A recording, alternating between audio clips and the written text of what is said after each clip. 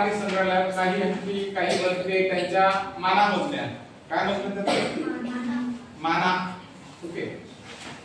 मोजल्यास किती आले ते?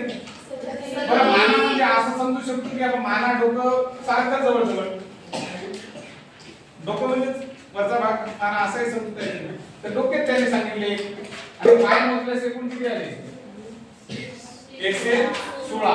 म्हणजे आपण सरळ सरळ नका डोकं डोके हे काय झाली 37.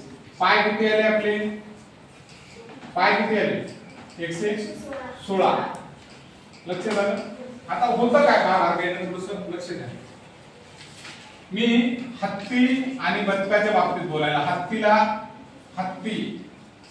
आणि बदके पहिल्यांदा आपण समीकरण सोडूया. ओके. हत्ती तारक मेहता का उलटा चष्मा. हत्ती भाई. ओके. हत्ती आणि दुसरं कोण आहे? बदके. समीकरण मांडणी कशी करायची पहिल्यांदा पहा. हत्तीला मी x म्हणालो, बदकांना y म्हणतो. ठीक आहे. पहिल्यांदा काय करायचं असं हे करायचं आणि वर लिहायचं डोके, इकडे लिहायचं पाय. लक्षात आलं? अशी मांडणी जाणीवपूर्वक करायची. आता म्हणायचं स्वतःला प्रश्न, बापरे हत्तीला डोके किती? 1. ठीक आहे. हत्तीला पाय किती? 4. बदकाला डोके किती? 1. बदकाला पाय किती? 2. कळलं? आता समीकरण करताना पुन्हा नाही इथे एक बॉक्स हटकूनच बनवायचा, असा वाला छोटूसा जाणीवपूर्वक बनवायचा.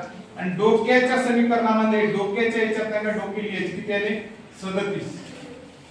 आणि पायांच्या याच्यात पाय लिहायचे 116. मांडणी अशीच करायची जाणीवपूर्वक केली. आता पहा कसं करायचं. याच्या बाजूला सगळ्यांचे हे पाय, याच्या समोर नाही का x नाही तर टाकायचं. पहिलं समीकरण असं उभं करायचं. कोणतं? x. या 1 ने x ला गुणलं x आला, 1 ने y ला गुणलं y आला. यांची बेरीज किती आली बाळांनो? 37. ही उदाहरण कोणाच्या संबंधित आहे? डोक्यांच्या. कळालं? पुन्हा पायांच्या बाबतीत घेतो. 4x अधिक किती y? 2y. किती आली बेरीज? 116. आता पुन्हा मजा येते. x मधून 4x जाईल किंवा या y मधून 2y जाईल. काय करू बाळांनो? हे y कटवायसाठी इथं 2 वाढवा लागतील की नाही? 2 गुणाकार. आणि इथं जर 2 गुणलं तर सगळे याला 2 गुणाकार. म्हणून कार्यक्रम काय वाजवायचा आपण असं केलं. लक्ष द्या. थोडंसं निरीक्षण करा काय आहे ते. या अख्ख्या समीकरणाला 2 गुणायचे. किती झाले आता पहा. थोडंसं डायरेक्ट करू का. 2x झाले तर 2 गुणलं 2y झाले. आणि 37 ची दुप्पट किती व्हायचे? 7 2 14 आणि 3 2 6 6 आणि 7 म्हणजे 74 व्हायले का. मग इथं 74 लिहू आता. 74 लिहू. ओके. आता पहा तरी कटोती होती का? नाही होत. आता आपण नाही का काय करू. कटोती होते किंवा समीकरण करताना 4x अधिक 2y बरोबर 116 आणि वरचं समीकरण आहे 2x अधिक 2y बरोबर 74. ठीक आहे. यांचे चिन्ह बदलून टाकू आपण. चिन्ह याला मायनस आणि याला मायनस. काय लागलं? हे पहा हे प्लस वाला आहे आणि मायनस वाला आहे. कटलं की नाही? 4x मधून 2x गेले 2x राहिले. 116 मधून 6 तून 4 गेले किती राहिले? 2. आणि 11 तून 7 गेले 4. आता बघा x बरोबर 42 भागीला भागाकार 2 जातील. हे किती आले? 2 2 4 2 1 21 आहे. काय 21 आलं? x आला. x 21 म्हणजे काय 21 आलं रे इथं? काय 21 आलं? हत्ती. त्यांनी आपल्याला कशाची संख्या विचारली? हत्तीची संख्या किती आली? आलं का उत्तर? आता कळालं? त्याच्या पुढेही सोप्या पद्धतीने अजून करायचं असेल तर असंही करता येतं. तुम्हाला आताच फॉर्म्युला सांगितला. मोठी संख्या पायांची संख्या पाय वजा कोणाची दुप्पट? डोक्यांची दुप्पट भागीला काय? 2. पाय किती सगळे? 116. डोके किती? 37. कितीने भागायचं? 116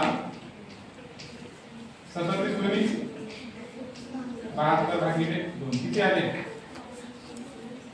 6 तून 2 गेले 4 आणि 11 तून 7 गेले 11 तून 7 गेले किती राहिले रे 4 4 याला 2 नंबर बेदोनी 4 बेदोनी 4 सातोनी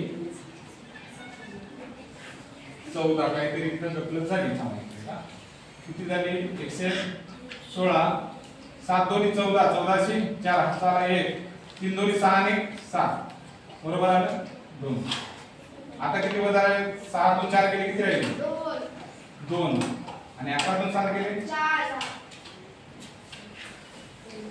बेदोनी 4 बे 1 काय आलं उत्तर 21 आलं 21 उत्तर